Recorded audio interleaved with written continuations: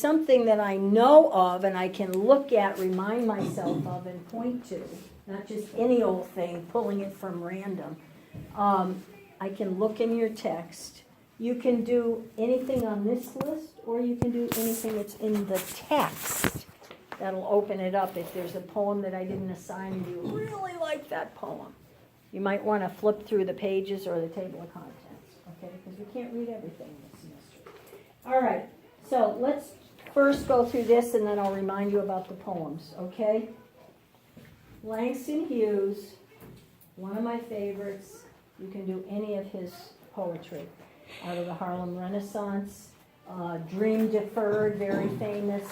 Harlem, the piece itself, very famous.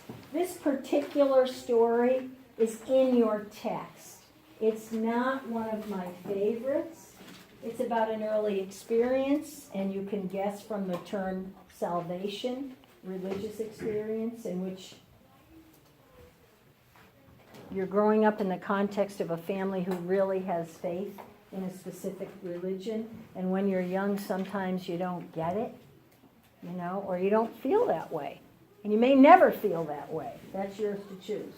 But it's an experience about being younger and sort of going to church and waiting for that feeling of being saved, whatever the problem is. And quite frankly, it was discussed in this piece that he didn't feel saved.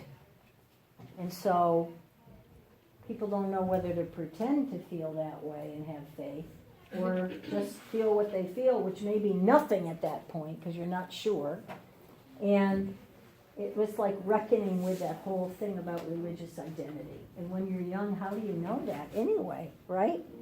Really interesting to take a course in comparative religions, because I don't know enough about other religions. I was raised Protestant. I went to Hope Congregational Church, which was in Winchester Square, which was called Winchester Square at the time. It's now called Mason Square.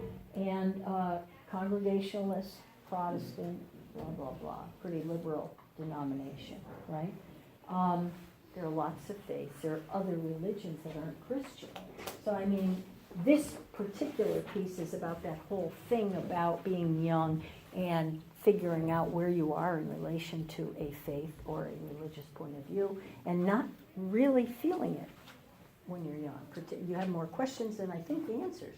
Some of us still have questions, right? So it's sort of about that, a thumbnail sketch, all right? The next one down, Carol Littlebrandt, Death is a Personal Matter. Very provocative piece about something most of us know too well, which is what the title suggests. Death of someone we love, it really is a personal experience. And if somebody's dying, I think they ought to be able to experience it in the way that they wish to come to the end of their life,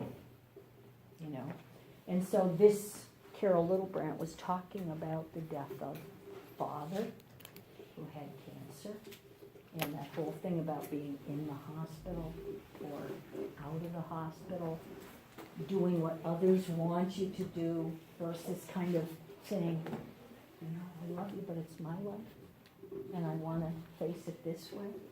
So, I mean, it's not a happy topic, but it's very realistic, and it's something you can really connect with on some level. It doesn't have to be about cancer. It can be about a loss of some kind. So think about it. It's very powerful. You don't have to write your essay about it, but you can certainly read it before we do it together if you wish. We did Kate Chopin, The Story of an Hour, Mrs. Mallard, right?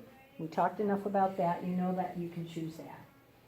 The fourth one down, Nikki Giovanni, Campus Racism 101. The reason I incidentally jumped from Kate Chopin to The Telltale Heart, I listed them in order of pages in your text, not in a particular order of our readings, and the ones I started with I thought would be the easiest on which to write an essay. In fact, Telltale Heart is in the chapter on literary analysis. But you can choose the others too. Sorry, honey. Nikki Giovanni, Campus Racism 101, reminds you of English 101, right? So it's kind of a takeoff on a college course. And she's a great writer. And she does teach. and she's African American. And she's teaching predominantly in a white institution, university. And so it's her take as an instructor on what lessons to help teach your students, and particularly students of color, trying to fit into a very, perhaps in her opinion, not diverse enough multicultural background, and teaching them how to be successful.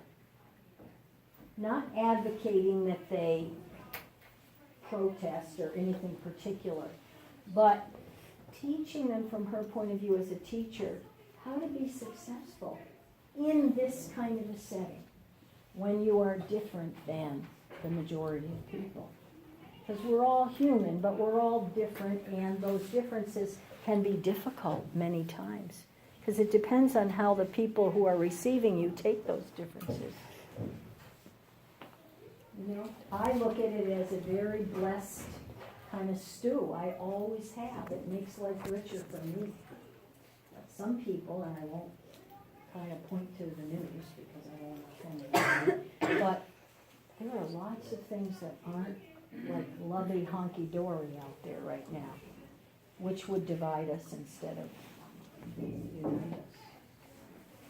So I'm revealing my bias because I think it's better to feel a part of the stew and not scorn because of who you are. Something worth thinking about. Anyway, really provocative piece. You may or may not want to read it. You might give it a look. The next one down, Shirley Jackson. Shirley Jackson, the one I think of is The Lottery.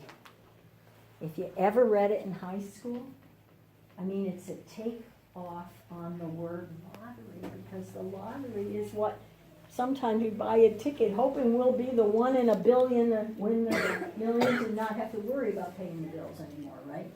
So it's like a positive word, only if you've ever read it, you know that her story doesn't bring that same positive in. Anybody read it? Very powerful, I'm surprised.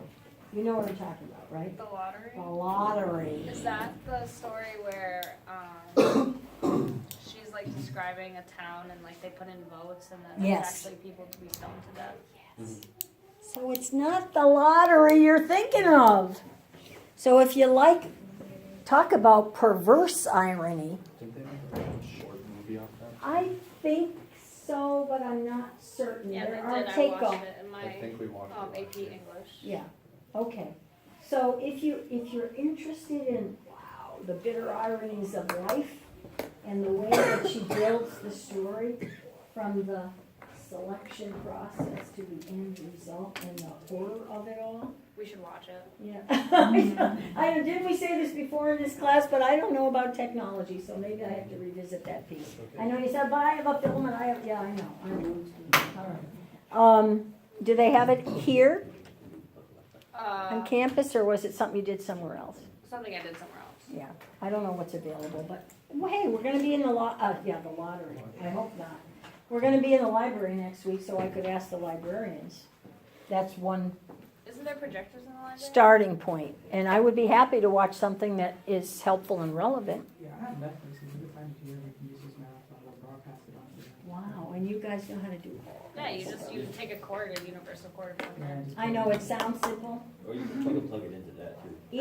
Email my daughter, and if she were here, she'd do it in 2 seconds, 1 second, but she says, Mom, it's not text, it's email. Mom, it's not email, it's text. I'm like, oh God. You know, I'm old, what can I say? But I'm not old, I'm older, wiser. All right, so if you like the lottery, you might like this, but again, I have to say it's not one of my favorites. It's much more benign, I could tell you. It's sort of about friendships that are sometimes there, and sometimes kids have invisible friends when they're young. It sort of questions the nature of friendship and reality and so forth. All right. William Shakespeare sonnets, a very specific format of a poem. They're in your text. Very well-known poems. If you're interested, A.E. Housman Is My Team Plowing. Great poem. We didn't do this one, right? We didn't do any in the text, we just did the introductory ones, yeah. Really accessible. It's a little different, because it's like having a conversation with the guy who owned the farm or the ranch before, but has passed on to another place in another dimension, and the current man on the farm, who happens also to be involved with the previous guy's wife or love interest, right? Is having a conversation, somebody who's alive with somebody who has died. It sounds crazy, but it isn't. I mean, it's really philosophical, thoughtful, very accessible poem. We'll read it. The next one, you people did this. 9/11. Reactions to the event, particularly by Muslim people who were also afraid and in New York at the time and were afraid that they would be blamed. Very important, powerful right now. Isn't it interesting how things are so timely? Yeah, you people did this.